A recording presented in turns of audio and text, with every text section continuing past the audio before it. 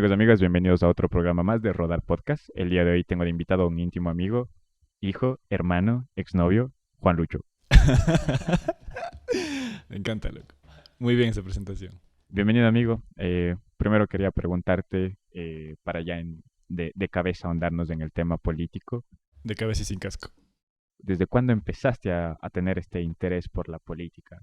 Bueno, en realidad yo como niño me encantaba ver las noticias, que creo que es el acercamiento común que tiene uno a la política institucionalizada, porque de ahí como de participación ciudadana, nada. O sea, no es como que de niño o niña te vienen a decir, oiga, ¿qué piensa usted de la calle o de los buses que pasan por su casa o del parque? Nunca participas. Em, Creo que como noticias, y de ahí en realidad en la universidad fue como un despertar en cuanto al participar activamente. Siempre fui un observador, un espectador. En el colegio, digamos que no, yo no participaba mucho de actividades extracurriculares ni demás. Pasaba en realidad mucho tiempo en casa. Y en la universidad, como no sé si cabe el término, como que decidí florecer en muchos aspectos. Y bueno, eso incluyó también participar activamente de la política. ¿De qué manera participaste activamente en la política en la universidad?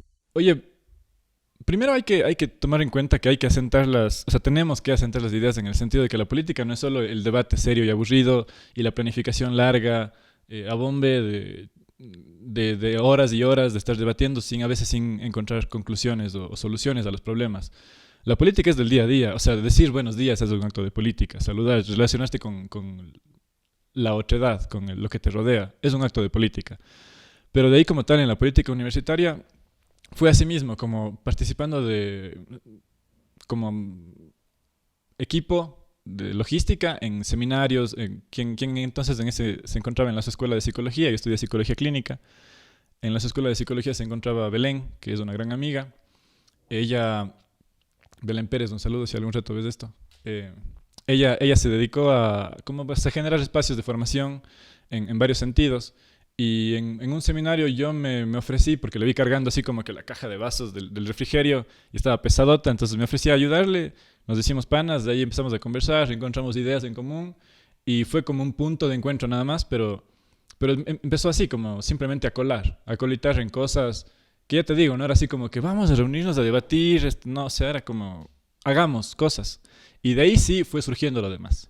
O Ujú. sea, primero te llamó la atención la acción y luego ya así la tertulia, el debate, el planteamiento. Exacto, completamente. ¿Y esto qué tanto crees que también ha servido como para entender o cambiar lo que estabas pensando antes? Porque para mí hay dos posturas, ¿no? Una es Ujú. la que estás desde fuera y otra ya desde que accionas, ya estás desde dentro, ¿no? Tomando decisiones o formando parte de las decisiones. Exacto.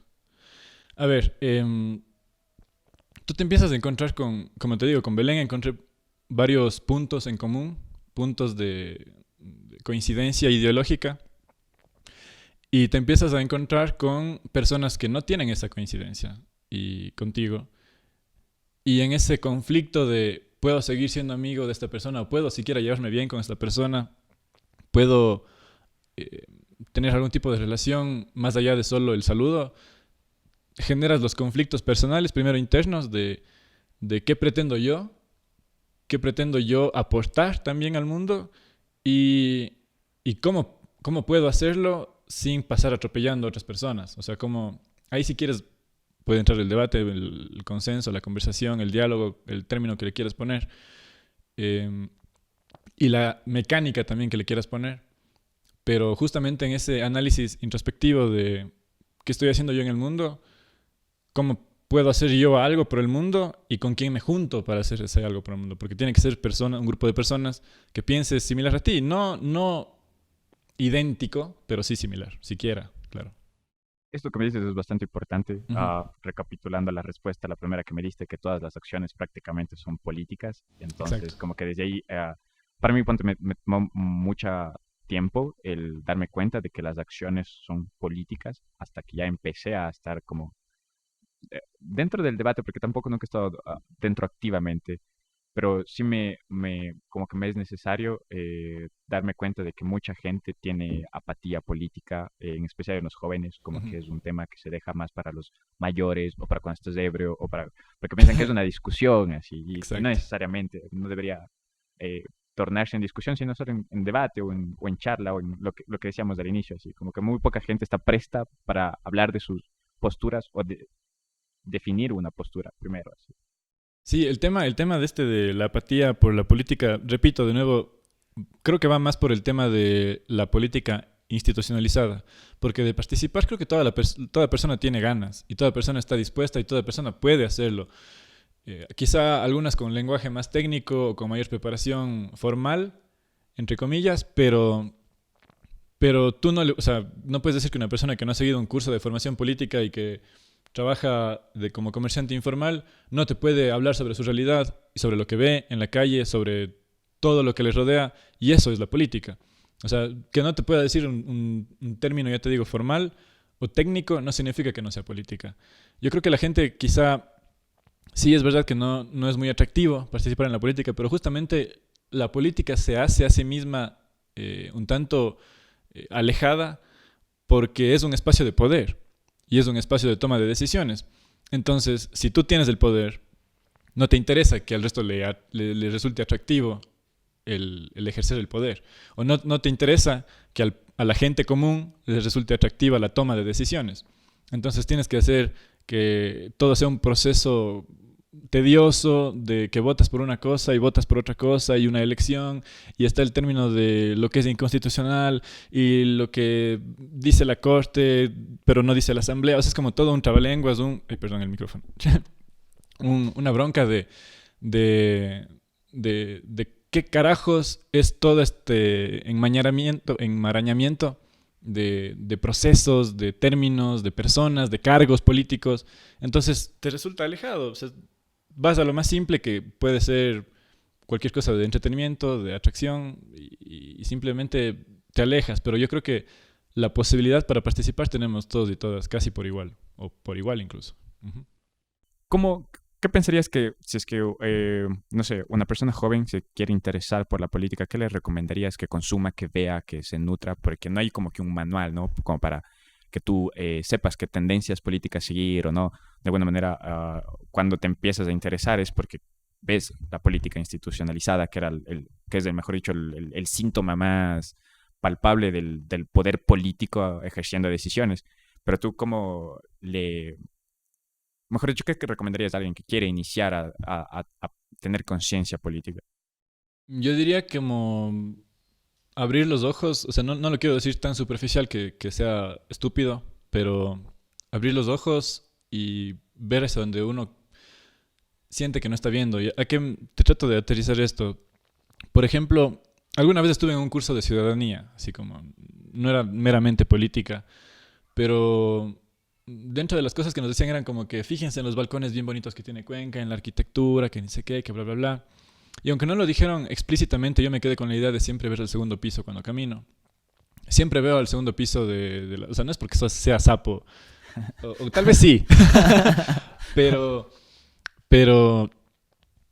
tú cuando ves al segundo piso de las casas, descubres como que otra Cuenca. O sea, no es algo tan así como revelador, pero sí ves, o sea, puedes ver lo que está observando alguien en la tele, que si tiene cortinas, si usa cobijas, si usa plásticos en las ventanas. O sea, ver al segundo piso de verdad es como simplemente cambiar tu perspectiva.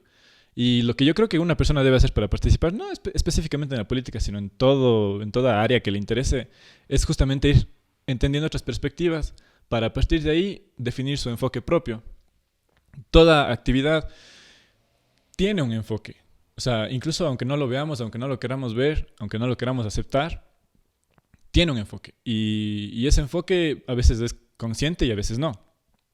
Entonces, si tú puedes hacer consciente de alguna manera el enfoque con el que te acercas y te relacionas con la realidad, es mucho más fácil que tú puedas incidir en esa realidad. ¿A qué me refiero? Por ejemplo, el enfoque de derechos. O sea, si tú sabes que ese es un marco en el cual tú accionas tu vida y permites que otros accionen en tu vida, entonces hace que tus relaciones interpersonales, por ejemplo, sean más o menos fructíferas si se apegan a ese enfoque que tú tienes. Pero si tú eres consciente de ese enfoque. Porque si tú no eres consciente de lo que quieres, o sea, uno no puede ser nunca plenamente consciente de lo que quiere. Psicoanálisis me está acabando aquí la cabeza por dentro. Pero en esta relación con la realidad, si tú puedes hacer consciente lo que quieres o lo que pretendes siquiera, entonces es más fácil que tú así vayas encontrando los puntos también de encuentro con otros seres, no solo con humanos, con personas, con animales, con el entorno, con plantas, con la infraestructura. O sea, tu relación con la realidad puede cambiar solo si te fijas en cuál es tu enfoque. Y eso de ley, pero de ley, que influye mucho en tu accionar político. O sea, cómo te puedes interesar o cómo no. Porque de ahí decirte un libro o dos o tres, creo que es una recomendación válida, pero a mí me interesa mucho el tema del análisis introspectivo. Pero, si es que es necesario también recomendar un libro, aunque no sea específicamente de política, Ensayo sobre la ceguera, de José Saramago. Creo que es uno que te explica mucho. Bueno, Saramago tiene mucho esto de analizar la sociedad y exponer casos irónicos de la sociedad en situaciones, digamos, alarmantes. Y creo que Ensayo sobre la ceguera te explica cómo puede un grupo humano o la humanidad completa reaccionar a cosas que no están imaginadas, que pueden ser imposibles o improbables en nuestra realidad, pero que sí te hacen pensar en qué tal sí. Y esa pregunta es bien bacán, siempre.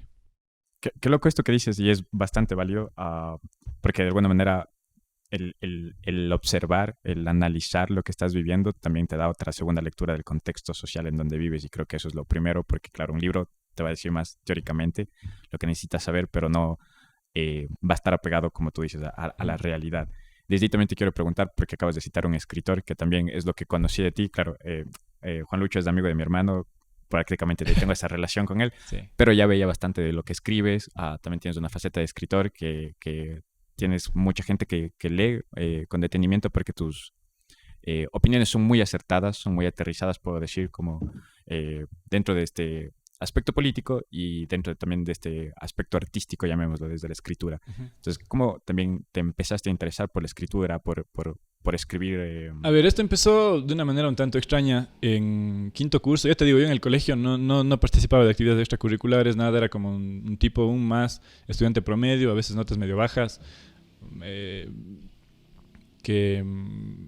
Un adolescente que tenía sus conflictos, que quería encontrar maneras de expresar algo que quizá en ese entonces ni siquiera sabía que quería expresar, y sufriendo por amor, o sea, el amor de pareja, ¿será que le gustó a alguien? ¿Será que no le gusta a nadie? Cosas por el estilo. Yo un día escribí, antes de un recreo, en una hoja, estaba en quinto curso, escribí en una hoja de papel, así que arranqué, estas las típicas del final del cuaderno donde dibujas penes y huevadas en el colegio porque eres un pelado que no está relacionado bien con la sexualidad. Pero entre esas hojas de dibujos de garabatos y todo, un día escribí una cosa y tengo grabado en mi cabeza el primer verso de ese texto. Y yo lo dejé ahí. Salimos al recreo. Cuando volví, mi entonces mejor amigo, que ya no eres mi mejor amigo, cabrón, no echando nada. Pero a vos, loco, a vos, echando no. Pero mi mejor amigo de entonces había cogido mi hoja, sí. Yo en ese momento lo tomé como una falta de respeto brutal, porque él había cogido la hoja y la había mostrado a unos 2 o 3 amigos más. Y fue como, Juan Lucho, ¿vos escribiste esto? Y bueno, en ese entonces me decían solo Juan Luis. Y dije, sí. Y uno de los panas a los que les mostró dijo, loco, esto está garota, así como, me gusta full. Yo ese rato así como, hago algo bien en la vida. Así como, wow, puedo hacer algo más que respirar. Y nada, me sentí full halagado. Los otros amigos también dijeron como que sí, está bacán, que ni sé qué. Y fue como un primer puntapié así. De ahí lo hice más por un tiempo en realidad para expresar sufrir por amor. Así como el abandono, el miedo al abandono, el ser o sentirme solitario, dudar de la amistad, dudar del amor, dudar de lo normal. Yo me acuerdo que uno de los debates que más tenía con mi mamá en casa era de qué es normal.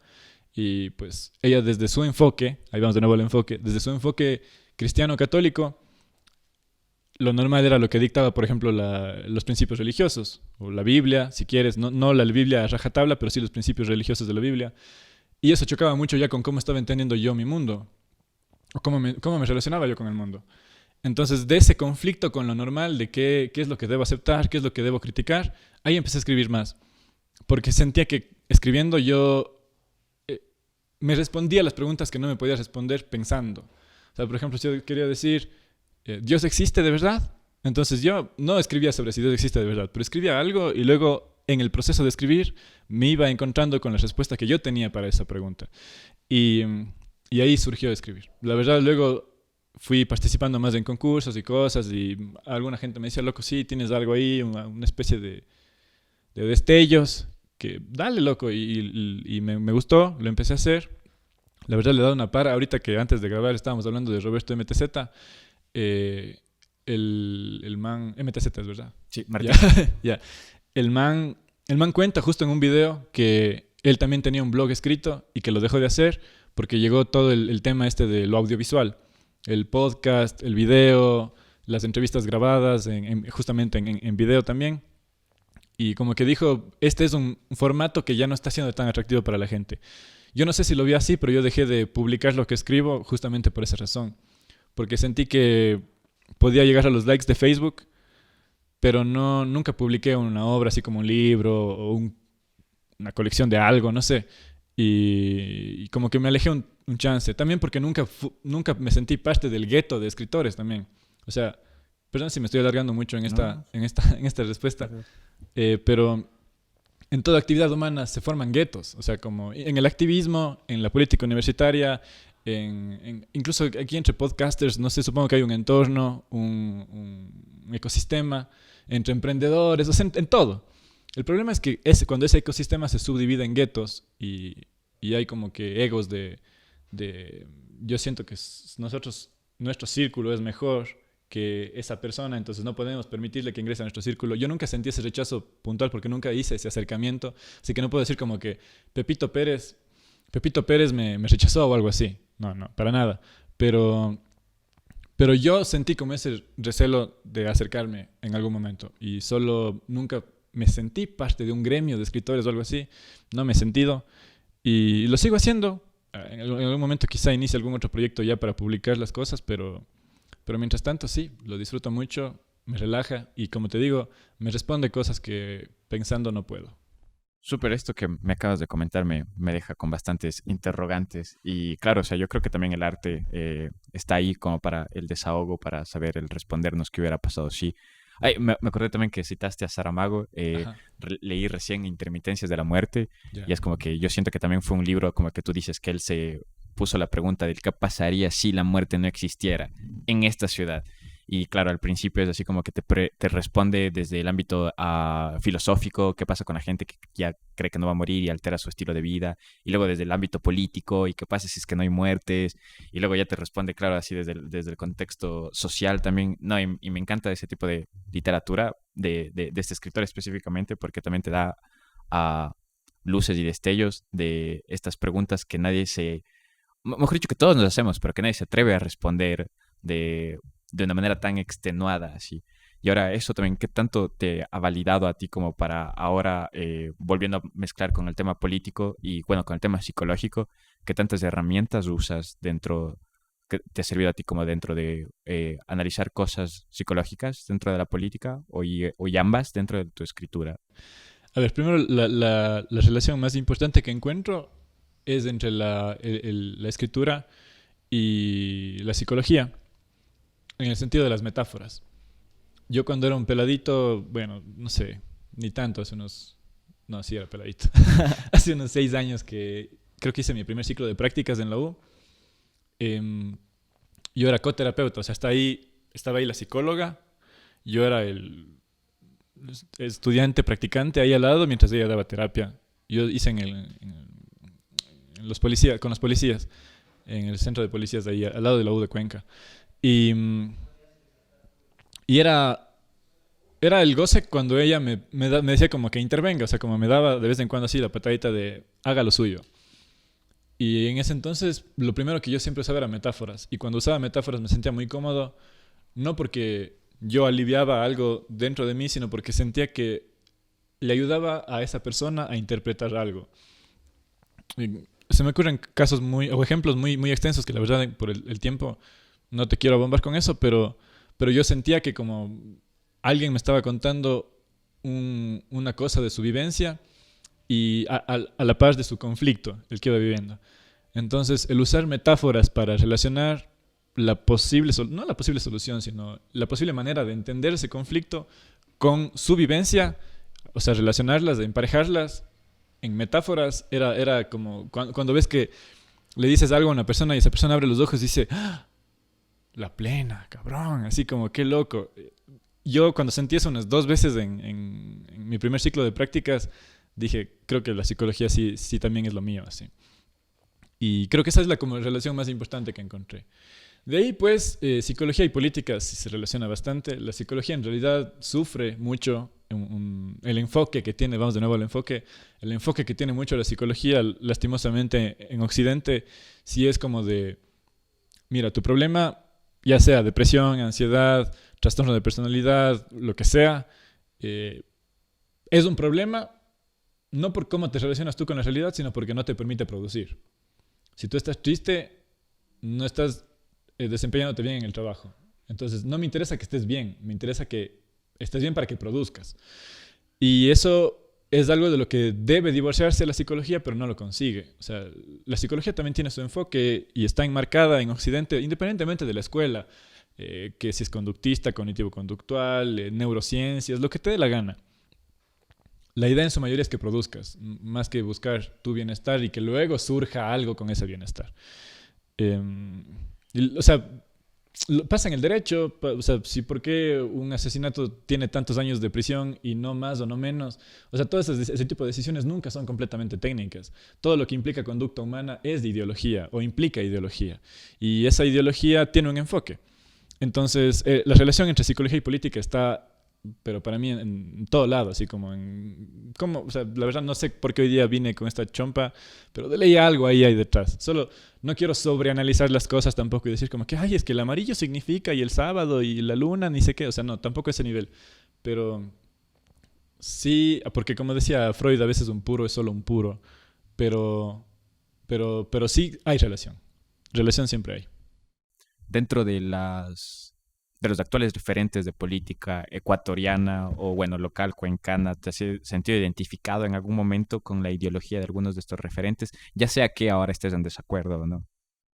O sea, el problema es que en la política también la ideología es decir algo, pero el problema es cuando no haces ese algo que dices. Eh, Eso es lo que conflictúa un chance el encontrar referentes en general, no solo en la política, sino en la vida. Porque hay futbolistas que yo he admirado mucho y que luego resulta que son unos maltratadores o violentadores y chucha, se te va o sea, se te cae del pedestal. Pero en política local sí me ha pasado para bien. Me pasó con la Checha Alvarado. Eh, ella, yo le conocí a ella cuando ella era viceprefecta y la verdad nunca he hablado con ella más de 15 minutos, así como de par a par, nunca jamás. Pero, pero he visto coherencia en sus acciones. Yo la plena me metí a apoyar su candidatura cuando era candidata perfecta y lo hice así como la plena quiero hacerlo porque yo veo en esta man coherencia. Ella ahorita está como retirada de la política, asumo que, bueno, no sé, repito, no hablo con ella, así que no sé si pretenderá volver o no. Está dedicada también a sus emprendimientos y demás. Pero es una persona en la que yo encontré coherencia y creo que ese es un principio ya que tú agradeces en la política local. Porque incluso hay personas con las que puedes no coincidir ideológicamente, o sea, que sean del otro bando, de la otra vereda, pero si tú ves coherencia dices, bueno, por lo menos sabes a quién me enfrento. El tema está muchas veces en que hay personas que incluso desde tu bando por la incoherencia no sé, te desilusionan. Es como también perder un amor. Quizás a otro nivel, pero es un amor también que te desilusiona, que te conflictúa y que dices, chuta, le dediqué mi tiempo a cosas o gente que la plena no lo valía tanto. Como si te pusieran los cachos de alguna manera. Es feo.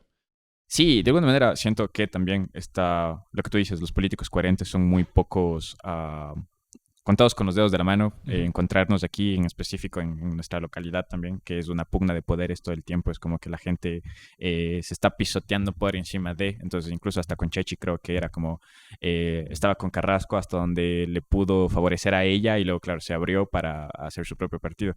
Entonces, como que creo que esta pelea de poderes siempre se divorcia. Mejor dicho, está asociado con la política, pero todo el tiempo, pero te divorcias ya cuando estás persiguiendo tu propio lado, así. Y eso, volviendo a citar a Maquiavelo, es como que siento que desde que también leí el libro y me reflejé, me dio miedo, así, porque sentía como que estaba haciendo cosas por poder que no hubiera querido identificarlas, porque me sentía más perverso después de eso.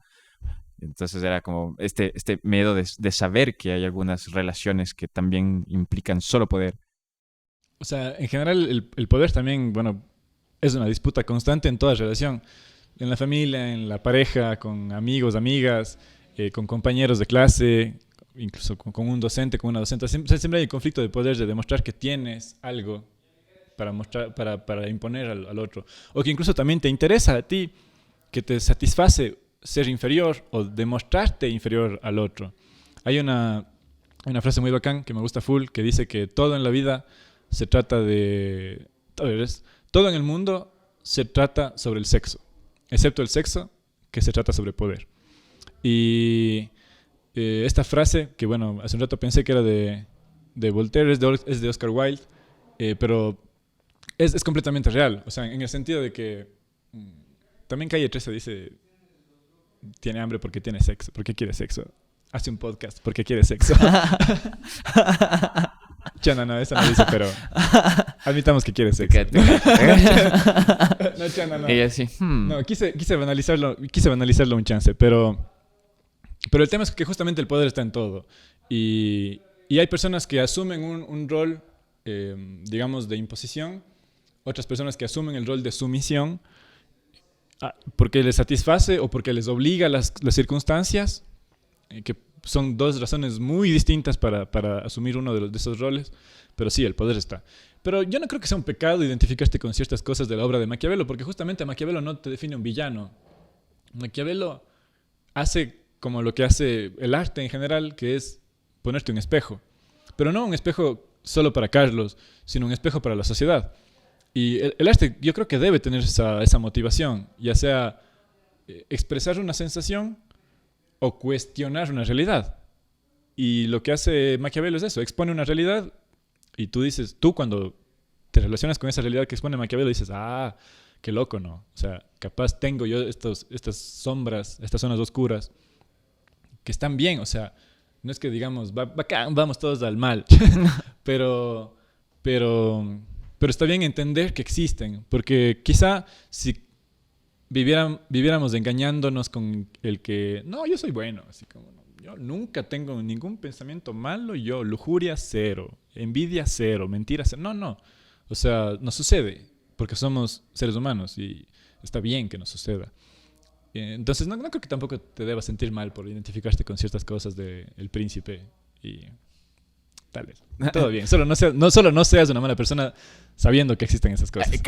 Claro, exacto. Eso es lo que me aterró, el concientizar mi mal, por decirlo así. Porque es como... para mí tampoco deberían seguir ese libro como un manual.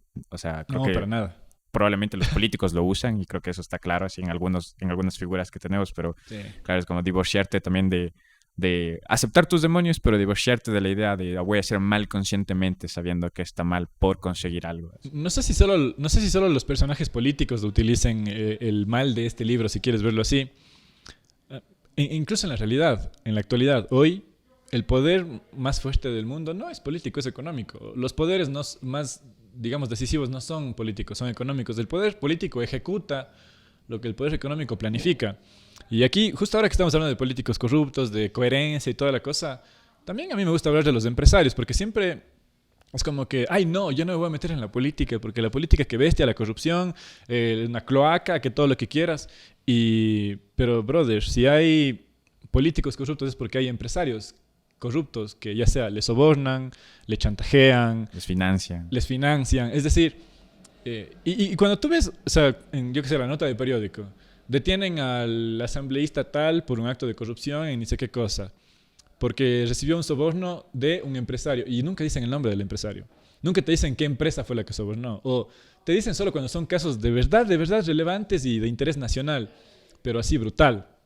De ahí, por lo general, solo dicen así como que recibió coimas de algún empresario. O sea, y sí, ese empresario puede ir a la cárcel, no es que viven en la impunidad, pero sí viven en la impunidad social, en el sentido de que nunca o casi nunca se revela esos nombres.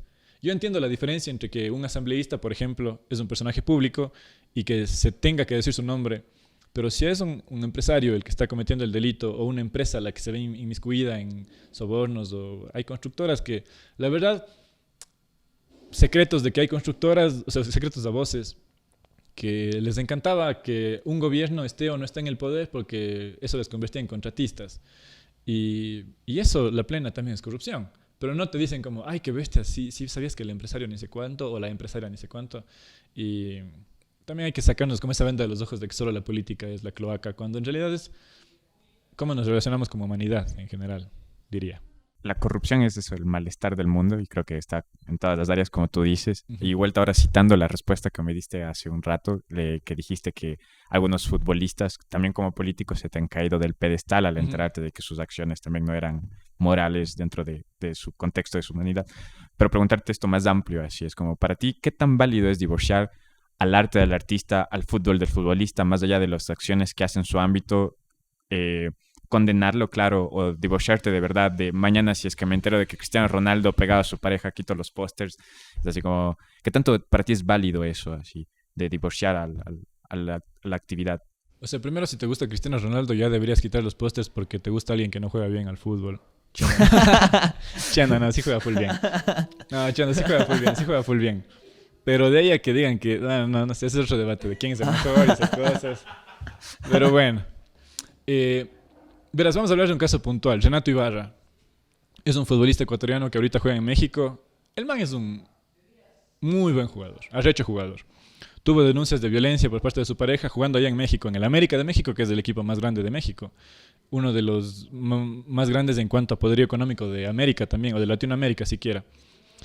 Y el tipo, bueno, tuvo esta denuncia de violencia intrafamiliar.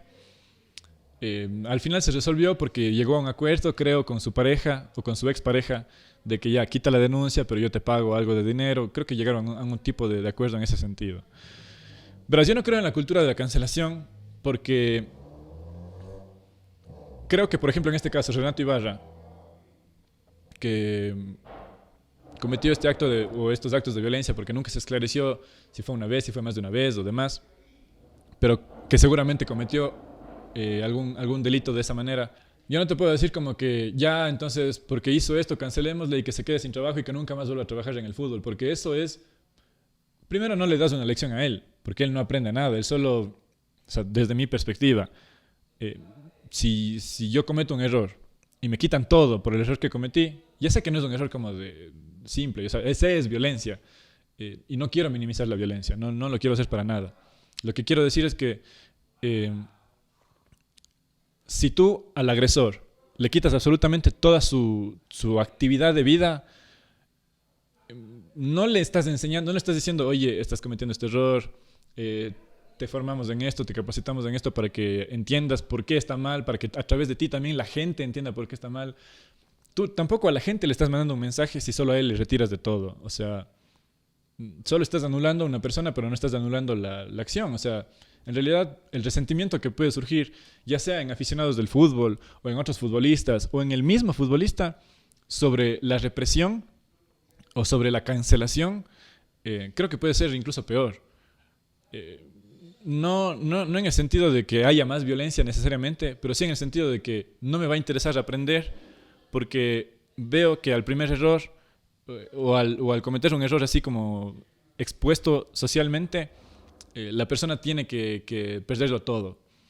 Yo creo que Renato Ibarra, por ejemplo, y lo digo con nombre y apellido porque es un caso muy puntual y no sé si se ha conocido mucho aquí en el Ecuador, pero en la actualidad él ya volvió a jugar en el América. Primero porque el América tenía la necesidad de un futbolista de la calidad de él, en la posición de él, porque pasó ya creo que 1 o 2 años, o 1 año y medio, no sé. Y sobre todo porque él ahora está, entiendo, el club le puso procesos de formación, procesos de capacitación, y como tienes que aprender que esto hiciste mal, que tienes que enmendar tu error, de alguna manera los golpes ya no van a desaparecer o las palabras ya no van a regresar, pero tienes que enmendar lo que hiciste. Y yo creo que eso, se te puede caer alguien del pedestal, pero no por eso tienes que eliminarlo por completo de tu vida. Separar el arte del artista es imposible, pero para mí, pero no por eso todo el artista ya se fue a la basura o todo su arte se fue a la basura, sino si estamos a tiempo de enmendar lo que se pueda enmendar, que lo hagamos y que se solucione. Ahora, preguntándote más sobre el fútbol en general, así que tanto crees que dicen igual que el opio es el fútbol del pueblo, digo, sí, que el fútbol es el opio del pueblo. ¿Y qué tanto crees que es verdad? O sea, ¿qué tanto crees que como lo usamos en Latinoamérica específicamente, que estamos enamorados de nuestros jugadores, los condecoramos y todo del deporte? Entonces, ¿qué tanto crees que nos distrae de los temas de relevancia que deberíamos hablar? Yo creo que eso es algo que va mutando, ¿no? Creo que en un principio la frase era la religión es el opio del pueblo o algo así. Y es como que una frase que te incita a buscar un enemigo cultural que impide que la gente se fije en lo, entre comillas, más importante, ¿no? Hay frases también como que dicen que el fútbol es lo más importante de lo menos importante. Creo que esa es una frase de Valdano, que también, bueno, era un futbolista y ahora comentarista de ESPN. Y...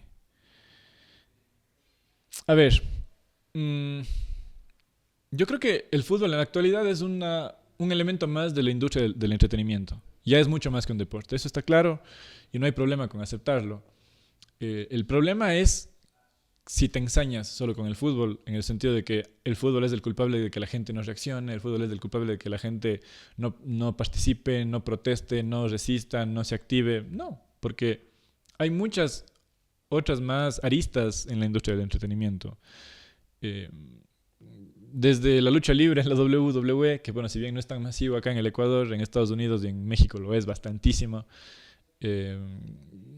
Puede ser incluso la música mainstream, si quieres. O sea, hay música que sí es de protesta, de resistencia, de mensaje político, pero la mayoría de la música, tiene esta onda pop de vamos a pasarla bien, vamos a disfrutar la vida, no tenemos problemas, y si tenemos problemas son solo de pareja y nada más allá de eso, ¿no?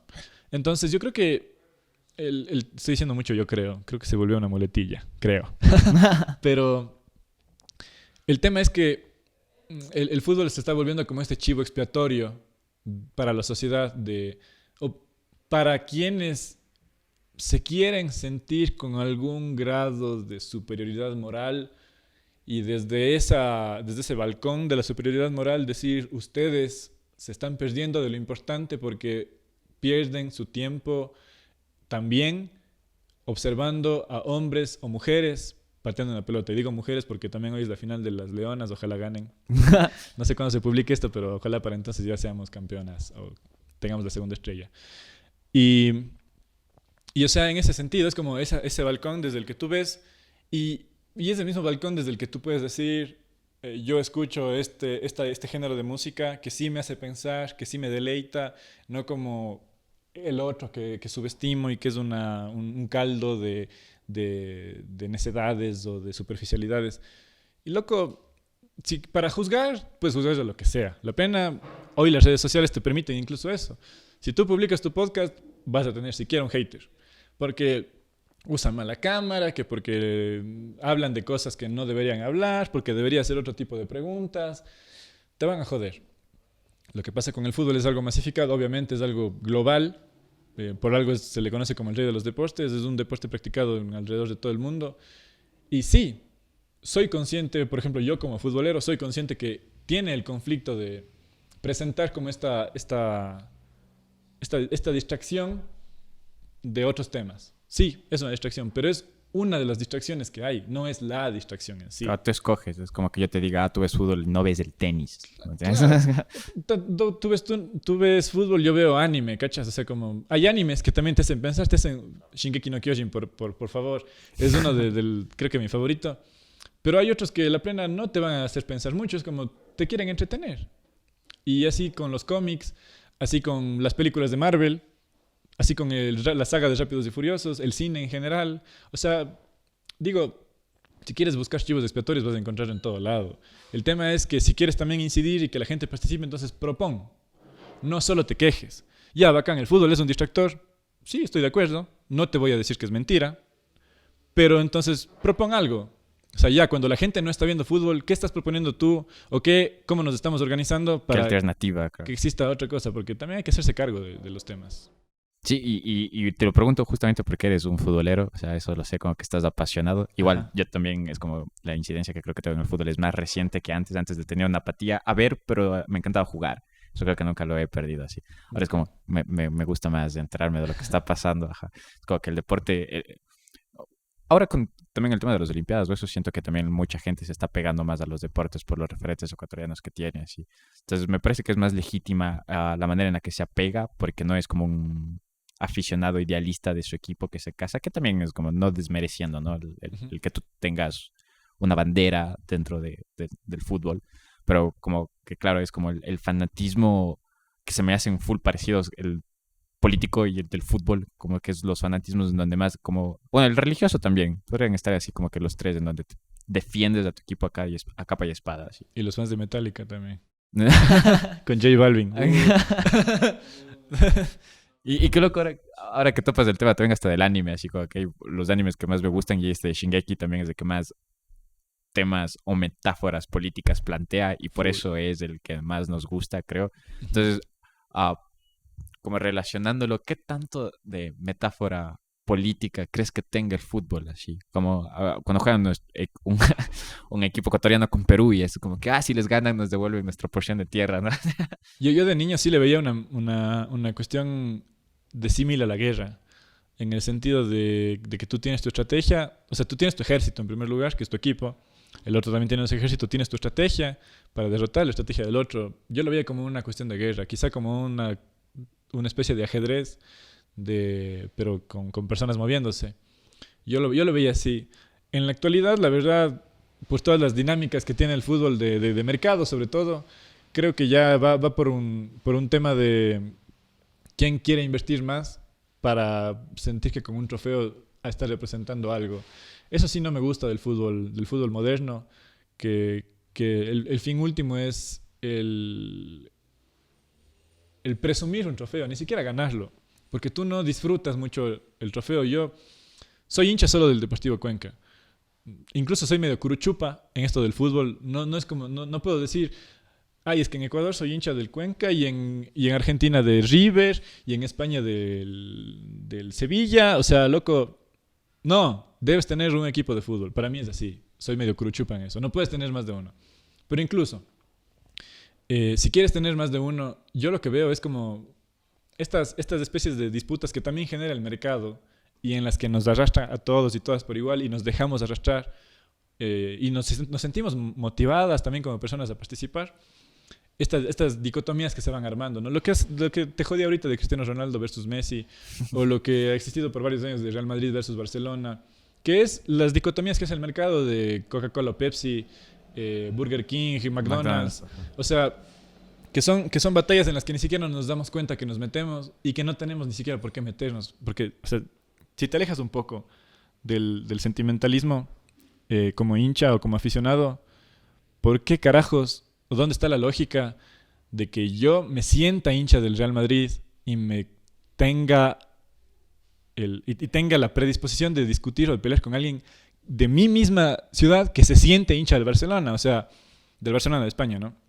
Como, como ¿por qué, brother? O sea, ¿cuándo se diluyó tanto la frontera de lo físico, de lo geográfico, de la identidad? Porque el fútbol para mí también tiene mucho de identidad del equipo que representa el lugar del que soy originario. O sea, yo lo veo desde ese sentido mucho más. Entonces, todas estas mecánicas o dinámicas del fútbol moderno, de que ya es una dinámica de mercado, la verdad no me gusta mucho. Y yo tengo este conflicto, por ejemplo, ahora me cae muy mal el PSG por su método de trabajo.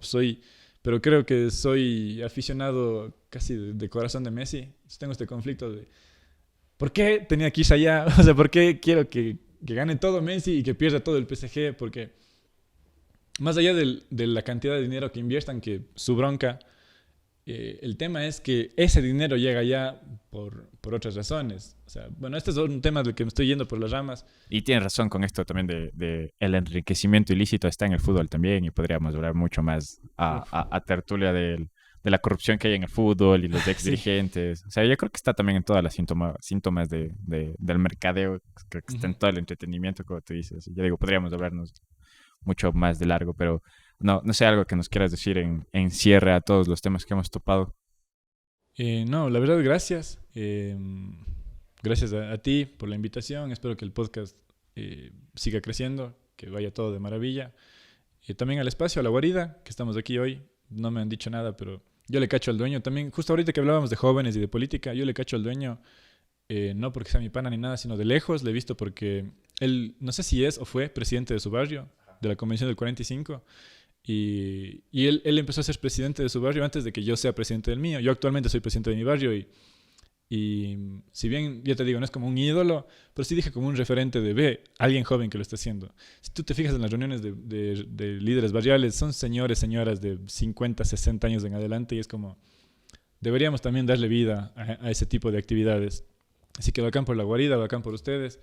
Espero que el podcast siga creciendo y sobre los temas, chuta, creo que somos conscientes de que debemos de hacer otra edición en un momento porque Sí, total. tenemos para largo. Y Tenemos ahorita para ya me largo. dejas eso de qué te iba a decir, qué barrio, cómo así, en qué momento, qué vas a ejecutar, cuánto tiempo te vas a... Sí. No, pero sí, sí, bacán, bacán. No, muchas gracias a ti, Juan Lucho, y muchas gracias a ustedes, amigos, por escuchar. Este fue otro programa más de Rodar Podcast. Como Juan Lucho lo dijo, está grabado en La Guarida. Síganos en sus redes sociales, es un espacio cultural que tiene eventos muy bacanos todo este mes.